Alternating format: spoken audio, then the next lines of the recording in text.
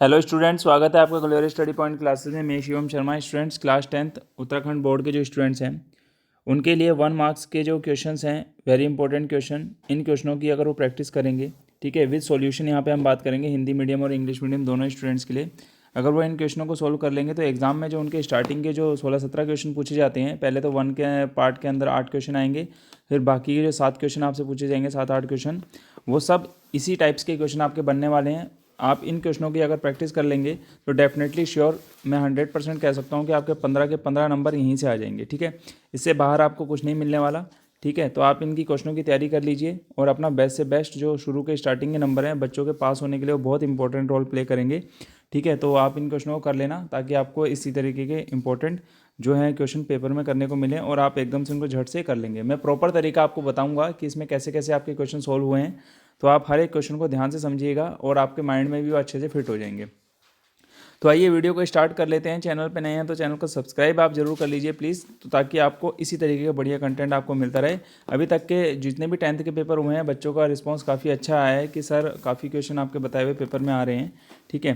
तो हमें अच्छा रिस्पांस मिल रहा है, तो इसी तरीके से आप अपनी मेहनत करते रहिए। आपके लिए जो इंपॉर्टेंट कंटेंट है मैं लाता रहूँगा, ठीक है। तो इसके बाद जो है आपको इंपॉर्टेंट क्वेश्चन जो है मेन चैप्टर के, जैसे आपका 9 चैप्टर हो गया और आपका 11th और 12th चैप्टर हो गया, उसके भी मैं अपलोड कर दूंगा। स्टैटिक्स वगैरह और प्रोबेबिलिटी के क्वेश्चन मैं पहले ही अपलोड कर चुका हूँ, उनको आप कर लेना। उसमें एक ही क्वेश्चन आता है कहते हैं स्टैटिक्स का, वो आप कर लेंगे। और प्रायिकता का जो है यानी प्रोबेबिलिटी का, वो भी आपके 1-2 क्वेश्चन आते हैं, वो भी मैं आपको बता दूंगा। हालांकि जो 3 चैप्टर आपके बीच के हैं, 3-4 चैप्टर, उनके वीडियो में डाल दूंगा आपको, ठीक है। तो आप उसको देख लीजिए, इंपॉर्टेंट क्वेश्चन उसके डालेंगे, वैसे तो आपकी प्रैक्टिस में हो ही गई होगी।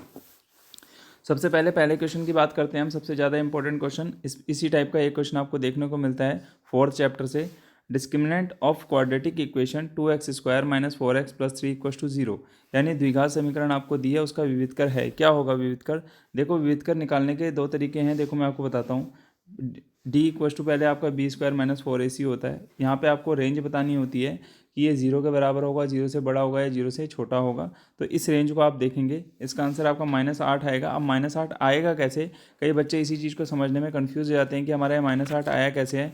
मैं आपको यहाँ पे मैंने एक फॉर्मूला और लिख दिया है, यहाँ पे देखें, x = -b + -√b² - 4ac/2 है। ये आपका तब निकाला जाता है जब आप कोई रूट फाइंड करते हैं, यानी 2 आपको शून्य निकालने होंगे, यानी रूट्स मूल निकालने होते हैं इनके, तो तब इनको आप यूज़ करते हैं।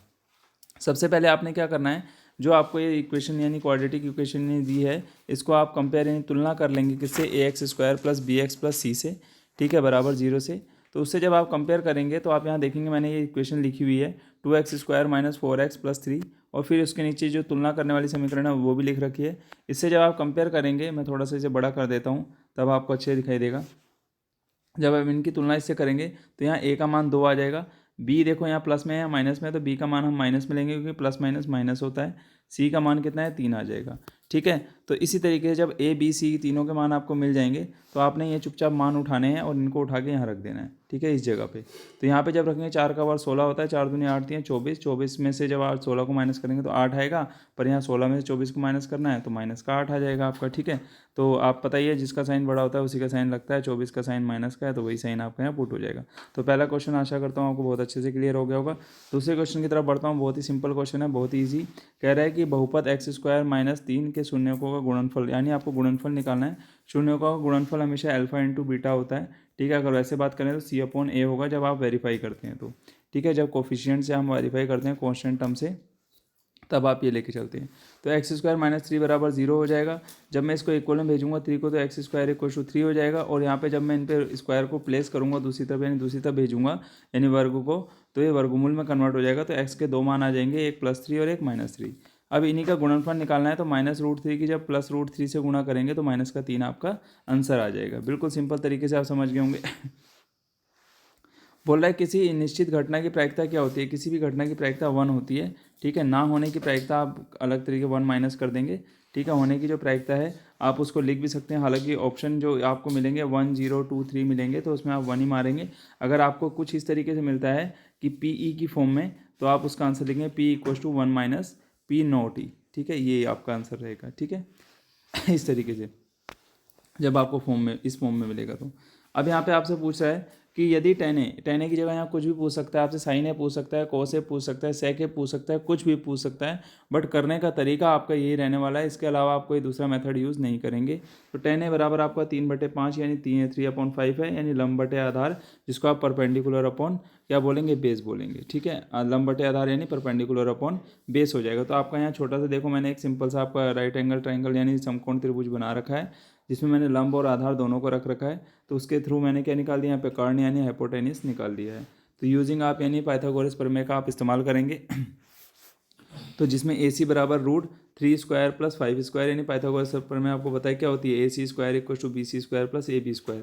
हमने अकॉर्डिंग टू जो समकोण हमें दिया हुआ है उसके अकॉर्डिंग, ये देखो यहाँ पे कोस ए बोला हुआ है, तो मैंने ए को ही क्या मान लिया, कोण मान लिया यहाँ पे। इसलिए मैंने आपको यहाँ पे जो पाइथागोरस प्रमेय बनी है मेरी, AC² BC² + AB² बनी है। ठीक है, ऐसे करके आप इसको सोल्व कर देंगे। उसके बाद देखेंगे यहाँ पे इस 3 का वर्ग 9 होता है, 5 का वर्ग 25, दोनों को जब जोड़ेंगे तो कितना आ जाएगा, √34 आ जाएगा। अब √34 के अकॉर्डिंग आप जब आगे मान सेट करेंगे तो कोस ए बराबर क्या होता है, बेस अपॉन हाइपोटेन्यूस यानी आधार बट्टे कर्ण। तो 5 बट्टे क्या आ जाएगा, √34 आ जाएगा। ठीक है, आगे देखेंगे आप सबसे ज़्यादा पूछे जाने वाला प्रश्न। ठीक है, सबसे ज़्यादा पूछे जाने वाला प्रश्न 9 sec A minus 9 tan square A का मान क्या होगा। तो सिंपल सा है, 9 sec square A minus 9 tan square A का जो मान होगा, इसमें 9 कॉमन ले सकते हैं। देखो दोनों तरफ 9 है तो 9 कॉमन आ जाएगा, sec स्क्वायर माइनस 10 स्क्वायर ए बचेगा। तो ये जो हमारा होता है पूरा 1 के इक्वल होता है, इसकी जगह हम 1 पुट कर देंगे और यहाँ पे हमारा क्या आ जाएगा, 9 एकम 9 आ जाएगा। आगे बढ़ते हैं एक्सरसाइज में, थोड़ा स्क्रीन छोटा कर लेता हूँ। बिंदुओं A, B तथा -A, -B के बीच की दूरी ज्ञात करें। यानी देखो जब आपको दो बिंदुओं के बिंदु दिए होंगे तो उनके बीच की अगर आपको दूरी निकालनी है तो नंबर यहाँ पे कुछ भी, A, B की जगह M, N भी आ सकता है, 2, 4 भी आ सकता है, 5, 6 भी आ सकता है, कुछ भी आ सकता है। ठीक है, कुछ भी आ सकता है। तो आप यहाँ पे क्या करेंगे, डिस्टेंस फॉर्मूला यानी दूरी का जो सूत्र है वो आप लगाएंगे। वो सूत्र आपका क्या होता है, रूट के अंदर x2 - x1 का स्क्वायर प्लस y2 - y1 का क्या होगा, स्क्वायर रहेगा। तो आप क्या करेंगे, x2 की जगह x2 का मान रख देंगे। देखो मैंने यहाँ लिख भी रखे हैं कौन x2 कौन y2 है और कौन x1 और कौन y1 है। तो उसी के हिसाब से आप यहाँ मान रख देंगे। जब आप यहाँ मान रखेंगे तो मान रखने के बाद -2a का स्क्वायर -2b का स्क्वायर हो जाएगा। उसके बाद जब इनके स्क्वायर आप ओपन करेंगे तो यहाँ पे 4a² और 4b² आएगा। अब देखिए रूट के अंदर 4 है तो रूट के बाहर आने पे 2 में बदल जाएगा, क्योंकि 2 का ही जो वर्ग होता है वो 4 होता है। तो 4 का रूट क्या आएगा आपका, 2 आ जाएगा। तो आपका आंसर यहाँ पे ये आ जाएगा। आगे बढ़ेंगे, बहुत ही सिंपल क्वेश्चन है। यदि किसी समांतर श्रेणी, आपके नंबर इसमें 100% पूरे आएंगे, याद देखिएगा आप एग्जाम में काफ़ी आपको हेल्प मिलने वाली है। यदि किसी समांतर श्रेणी का nवां पद क्या हो, 3n+1 हो, तो इसका 8वां पद आपका क्या होगा। ठीक है, इसका 8वां पद आपको निकालना है, यानी A8 आपको निकालना है। ठीक है, आपको an बराबर जो है वो 3n+1 दिया हुआ है। ठीक है, यहाँ मैंने सोल्व करके लिखा भी है, an बराबर आपका कितना है, 3n+1 दिया है। तो n की जगह आपको 8 रखना है, तो A8 = आपका 25 आ जाएगा। 8 3 24 और 1 25 हो जाएगा। इससे ज़्यादा आपको इसमें कुछ नहीं करना, बहुत ही सिंपल क्वेश्चन था, उड़ा के रख दिया हमने 2 मिनट के अंदर। आपको कोई पॉइंट दिए 4,5 6,9 को मिलाने वाली रेखा के मध्य बिंदु जो होंगे उनके निर्देशांक आपको बताने हैं। तो मध्य बिंदु के निर्देशांक का जो सूत्र होता है ये सामने आपके लिखा हुआ है। अगर आप भूल जाएं तो x = x1 + x2/2, y1 = y1 + y/2 हो जाएगा। तो यहाँ पे x1 y1 आपने मानने हैं। देखो फर्स्ट नंबर आपका जो यहाँ पे होता है ये आपका x1 होगा, सेकंड नंबर y1, ऐसे यहाँ पे ये x2 और ये y2 रहेगा। ठीक है, तो इन दोनों की वैल्यू मैंने देखो यहाँ पुट कर रखी है। 4 + 6 10 हो जाएगा, 10 को 2 से काटेंगे 5 आएगा y का मान, और यहाँ पे x का मान 5 आएगा, y का मान यहाँ पे ऐसे प्लस करने पे 7 आ जाएगा। तो बिंदु के जो निर्देशांक आपके बनेंगे मध्य बिंदु के, वो बनेंगे x, y यानी 5, 7। समझ रहे हैं आपको। देखिए यहाँ पे नेक्स्ट देखेंगे, यदि द्विघात समीकरण x² + kx + 6 = 0 का एक मूल क्या है, 1 है। यहाँ पे लिखना कम रहेगी जगह तो बीच में अटका दिया मैंने। 1 है तो k का मान क्या होगा, यहाँ पे इंग्लिश में भी लिखा है एक रूट क्वाड्रेटिक इक्वेशन का x² + kx + 6 = 0 में 1 है। तो वैल्यू आपको बतानी है किसकी, k की। k की वैल्यू आप बताएंगे तो कैसे बताएंगे, लेट मान लिया हमने कि x बराबर क्या है, k 1 है। तो putting the value of x in equation में हम वैल्यू रख देंगे। तो 1 का स्क्वायर, x की जगह 1 की जगह 1 रखेंगे तो 1 का स्क्वायर हो जाएगा। x जो k के साथ है, k की मल्टीप्लाई 1 से हो जाएगी, फिर 6 = 0। तो 6 + 1 7 हो जाएगा। तो 7 प्लस का उधर जाके माइनस में, तो k का मान -7 आ जाएगा। एक चीज़ को आप ध्यान रखिएगा, एक पासे को जब आप एक बार फेंकते हैं तो उसमें सम संख्या प्राप्त होने की क्या प्रायिकता होगी, तो ध्यान से देखिएगा। जब भी आप किसी पासे को एक बार फेंकते हैं तो उसमें 6 परिणाम आते हैं, ठीक है। वो गिनतियाँ 1 से लेकर 6 तक होती हैं। तो इसमें जो सम संख्या होंगी 2, 4 और 6 रहेंगी। तो यानी 3 संख्याएं सम संख्या होती हैं, जैसा कि मैंने यहाँ पूरा सॉल्यूशन में लिखा हुआ है।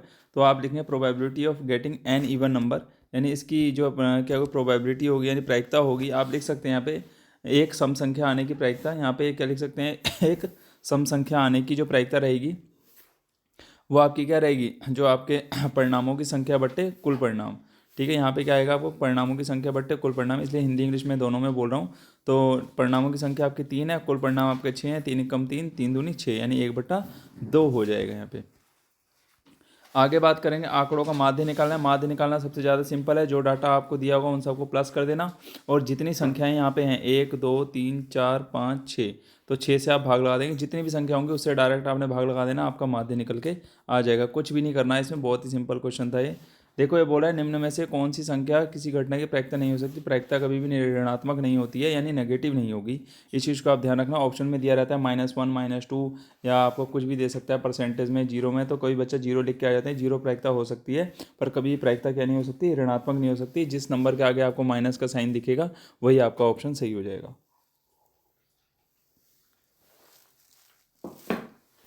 आगे की तरफ हम बढ़ेंगे।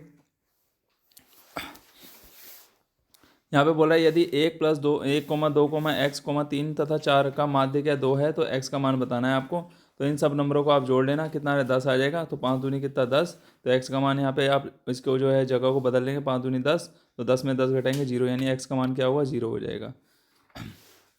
यहाँ पे बोला है एक गोले का व्यास 14 है, उसका वक्र पृष्ठ क्या होगा। डायमीटर आपको स्पेयर का दे रखा है कितना 14, रेडियस आपको पता है क्या होती है, व्यास की आधी क्या होती है त्रिज्या, यानी डायमीटर का आधा क्या होता है यानी हाफ क्या होगा रेडियस हो जाएगा।